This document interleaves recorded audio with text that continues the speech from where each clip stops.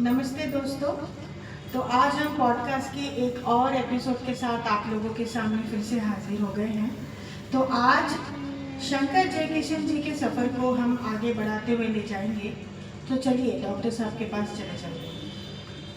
नमस्ते, आदाब, तस्लीम, सत श्री अकाल।